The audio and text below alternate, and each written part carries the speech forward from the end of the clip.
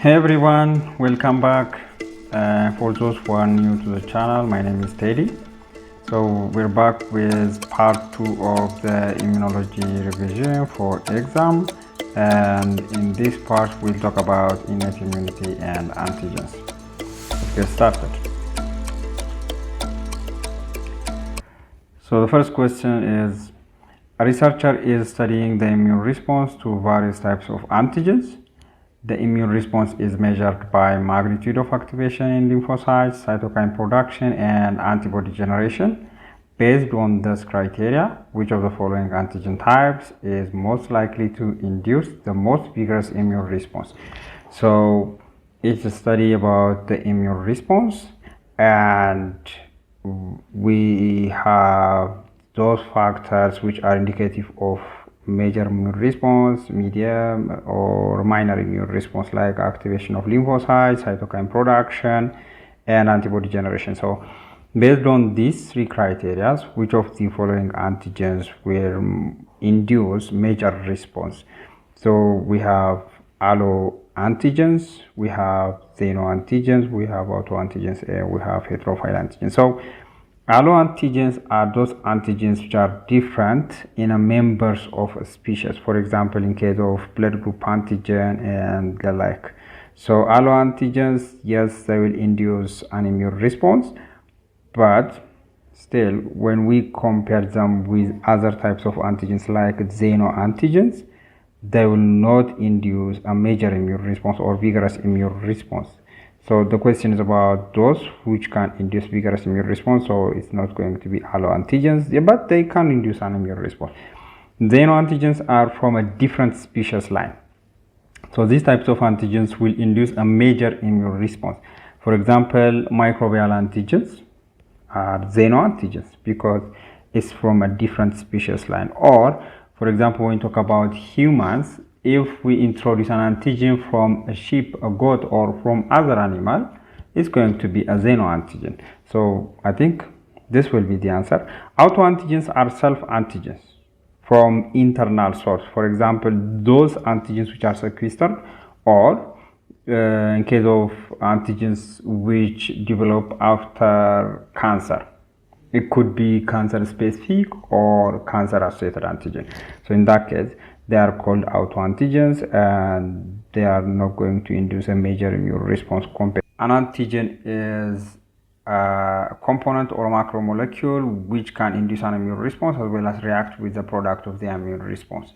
But antigenicity and immunogenicity is different thing. Immunogenicity is the ability of an antigen to induce an immune response and react with the product, whereas antigenicity is reacting with the product only. So in that case, all immunogens are antigens, but not the vice versa. So we can classify based on this criteria antigen into complete and incomplete. So immunogens are complete antigens, which means they can induce an immune response by themselves, and antigens like haptens are incomplete. They can react with the product of the immune system, but they cannot induce an immune response alone. They need other supporting material to induce the immune response. So the other criteria to classify antigen is based on the source, exogenous and endogenous. Exogenous source means from external environment. Endogenous is from self.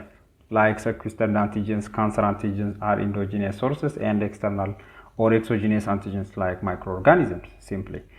And sometimes we can classify antigen based on their chemical nature into protein, polysaccharide, nucleic acid, lipid. Generally speaking, proteins are the best antigens, and lipids and nucleic acid are weak in their native form, but when they are combined with other molecules like protein and polysaccharide, or if they are denatured, they may act like a good antigen. The other criteria is T-dependent and T-independent. So this is based on the ability to induce a response from a B cell.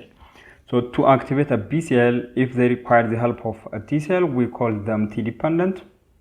Most of the strong antigens and the recommended antigens for vaccination, for example, are T-dependent, because after a B cell response, we want a class switching and higher response rates from a B cell as well as a memory. So T-dependent antigens are preferred.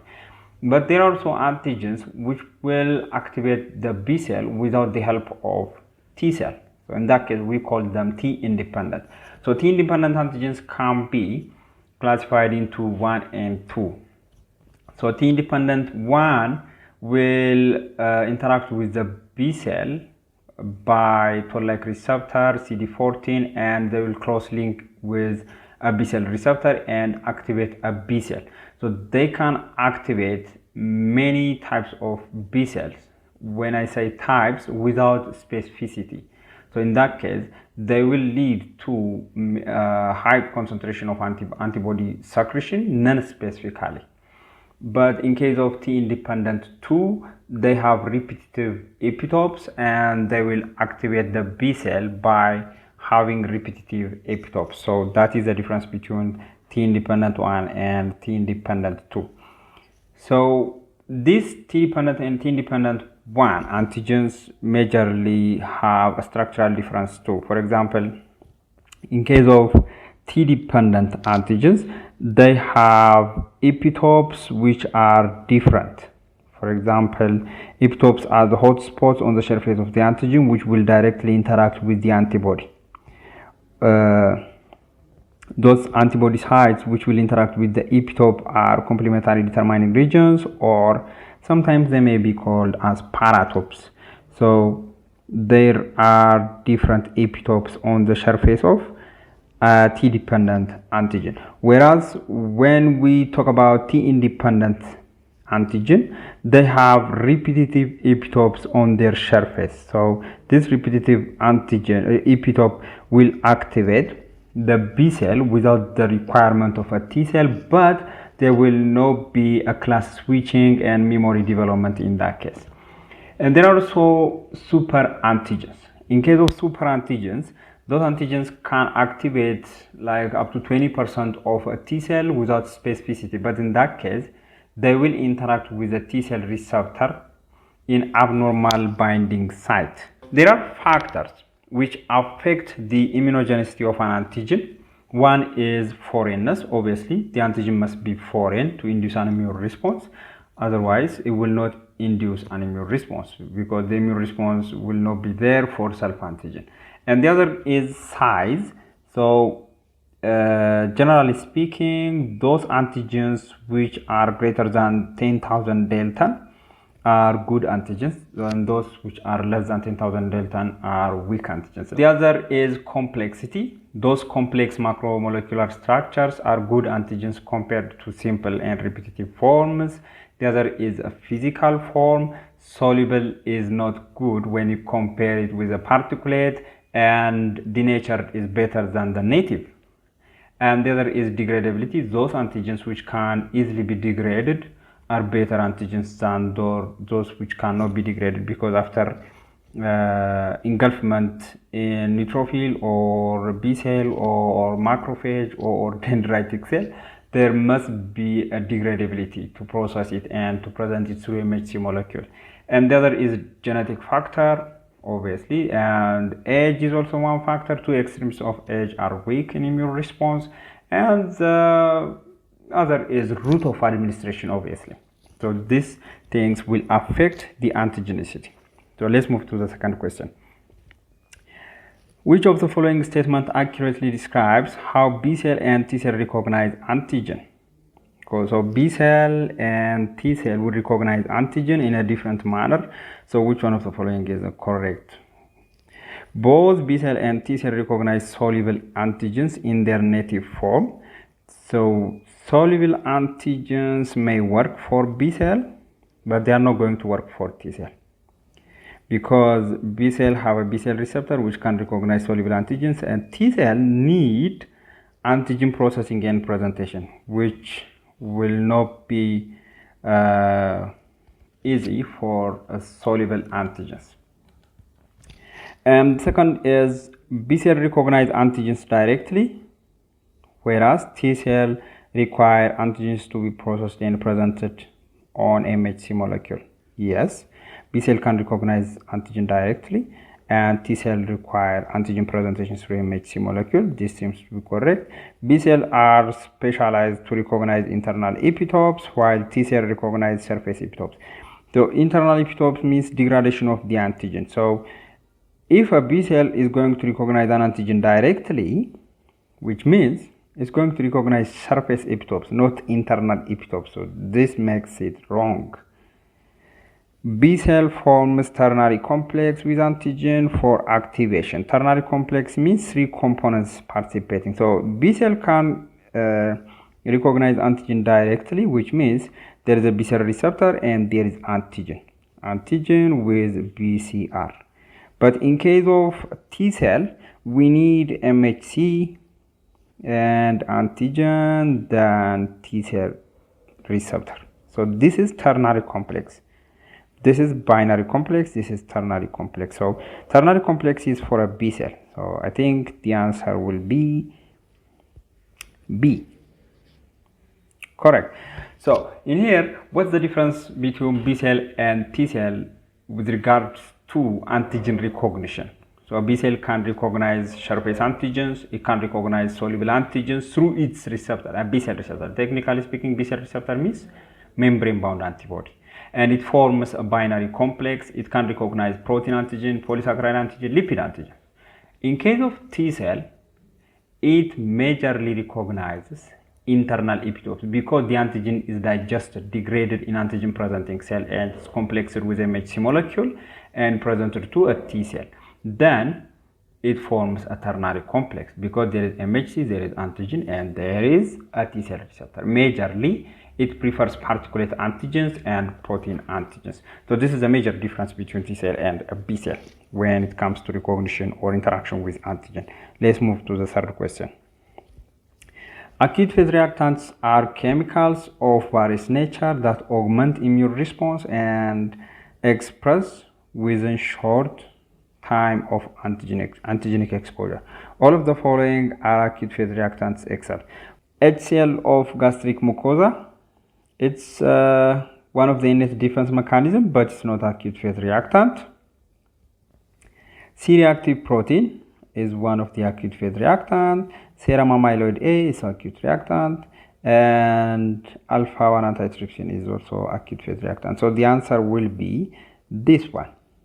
So A. So there is except here. So what is acute phase reactant? Acute phase reactants are molecules which will increase in large amount within short period of time after tissue damage or exposure to a foreign particle or introduction of a microorganism. And they are a good indicator of tissue damage or inflammation. So there are different types of acute phase reactants. Some of the acute phase reactants may increase in concentration, some of them may decrease. If they increase in concentration, we call them positive acute phase reactants. If they decrease, negative acute phase reactants. For example, for a negative acute phase reactants, we have albumin, we have prealbumin, we have transferrin, we have retinol binding protein, we have antithrombin and others. And for positive, C-reactive protein is a good example. Fibrinogen is there, ferritin is there, hepcidin, haptoglobin, ceruloplasmin, complement proteins like C3 and C4, and serum amyloid A even, and again alpha-1 antitrypsin 2. So they have different function.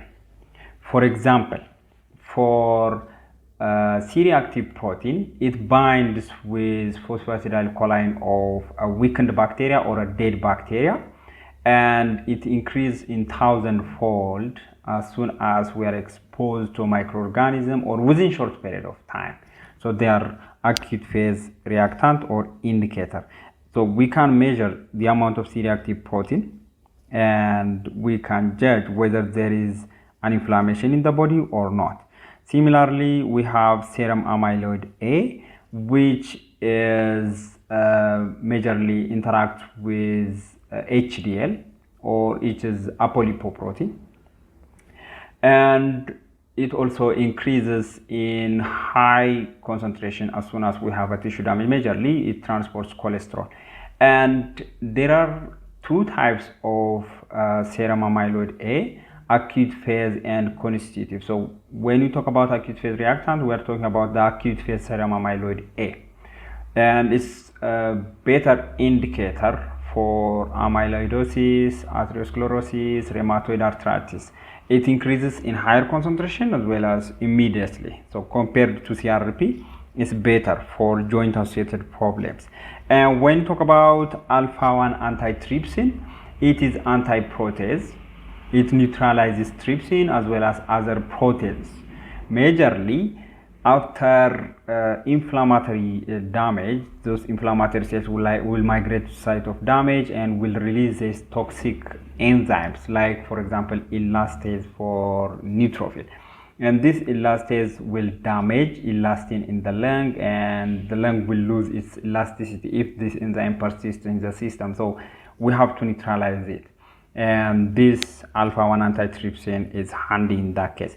And it also interacts with surface bound elastase, and in that case it will act somehow as a chemotactic agent. It leads a migration of lymphocytes to site of damage. Acute phase reactants can also be classified into major, moderate, and minor based on their concentration.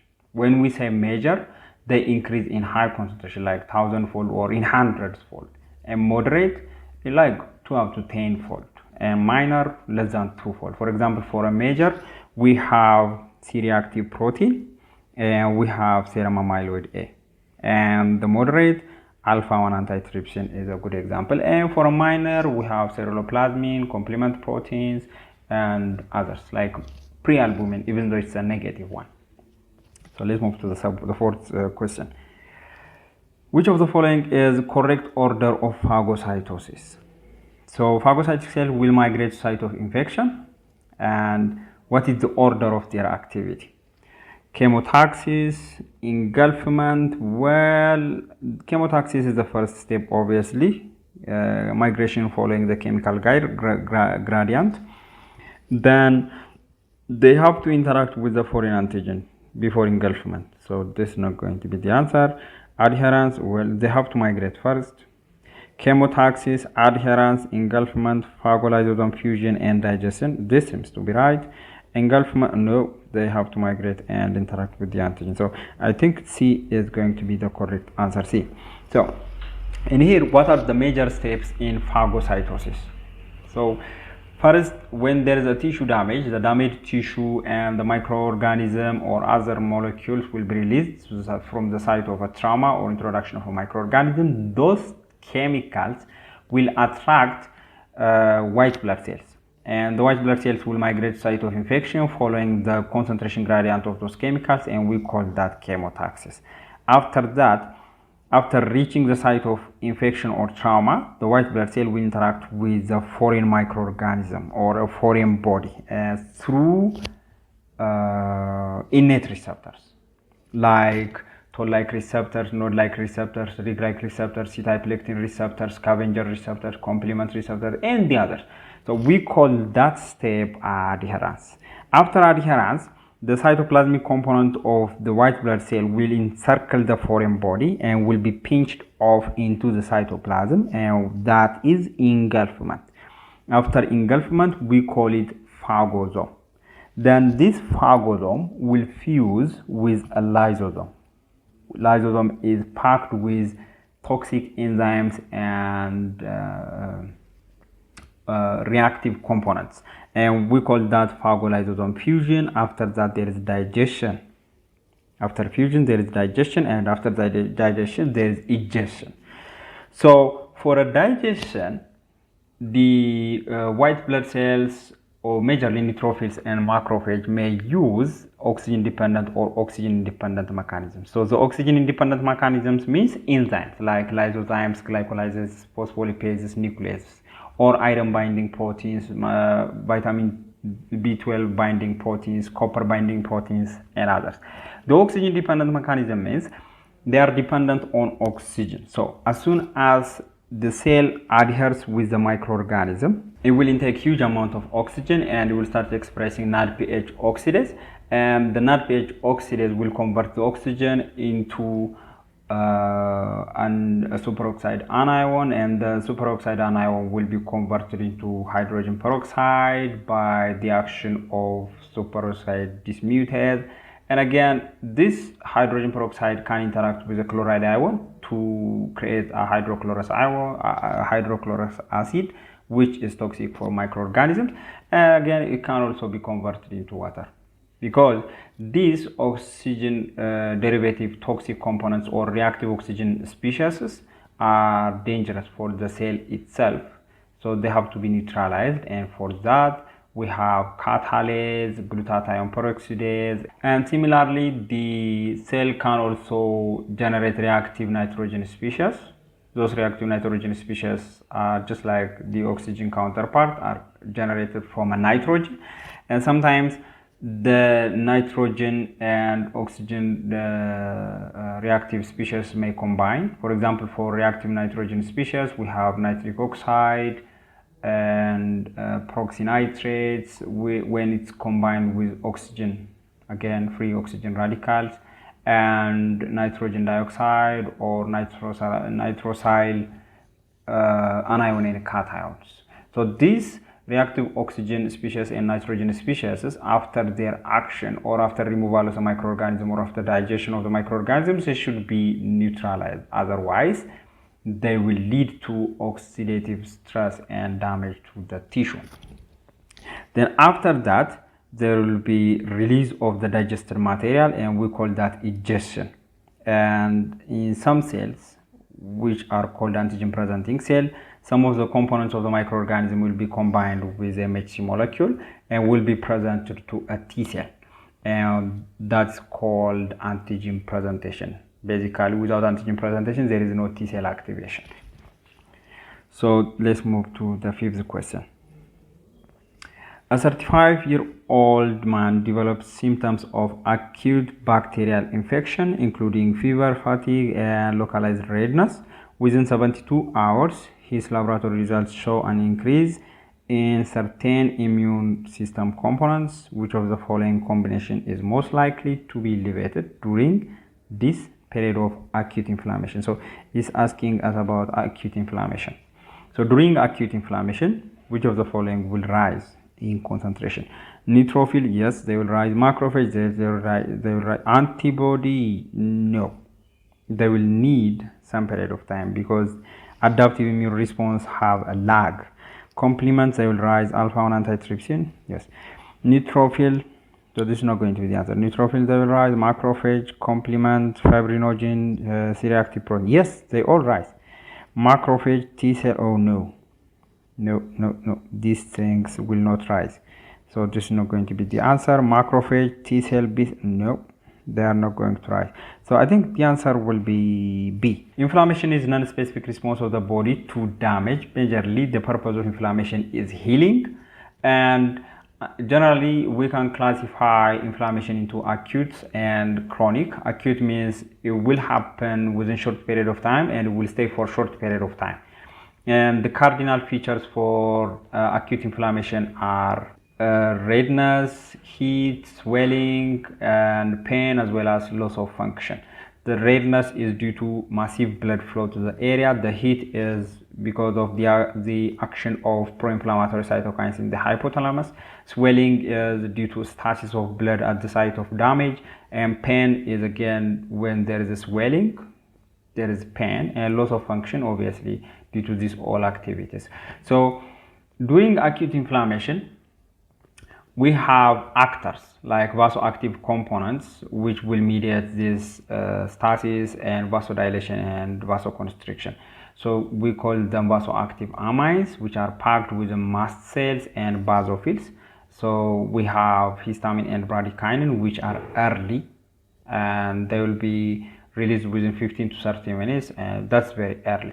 Then gradually, from up to 6 hours, they will be replaced by pro-inflammatory cytokines like interleukin 1, interleukin 6, tumor necrosis factor alpha, which will stay for about 24 hours, and the cycle will continue like that. And in case of chronic inflammation, it's majorly mediated by macrophage and T helper cell as well as CD8 cell, and will take long period of time to develop and will sustain for long period of time compared to the acute inflammation. So for this acute inflammation, leukocytes have to migrate to the site of injury. And for leukocyte migration, we have steps, like we can see it as a step mechanism. So when there is a tissue damage, the damaged tissue, they introduce microorganism and stress in the localized tissue will release chemicals, and those chemicals are chemokines. They will attract white blood cells. The localized tissue or vessel, blood vessel, as soon as it receives the signal from the chemokines, will start expressing selectins, and the white blood cell have CLI-Lewis X antigen, which will interact with the selectin, and it have weak interaction, or we call them low affinity molecules, and they will lead to teetering and rolling on the blood vessel, and gradually they will start expressing high affinity integrins, which include ICAM and VCAM for the blood vessel, and for white blood cell, human leukocyte antigen or leukocyte function antigen 1 and MAC1, and this leads to stasis of the rolling white blood cell. It's like hard pressing of the brakes. Then it will migrate from the blood vessel into a tissue space, and we call that reactants or transmigration of the white blood cell. And as soon as it enters into a tissue space, it will follow the concentration gradient of the chemokines and reach the site of damage or site of microorganism, and it will engulf the microorganism, and further activation of those macrophage and neutrophil. When they engulf the microorganisms, they will release more pro-inflammatory cytokines and more chemokine molecules, which will aggravate the problem until the microorganism is cleared from the area. So that is a leukocyte migration, and after clearing the antigen, they will home back to the blood vessel. So that is about leukocyte migration and acute inflammation. So hopefully today's session was helpful in your revision for exam, and until we meet next time,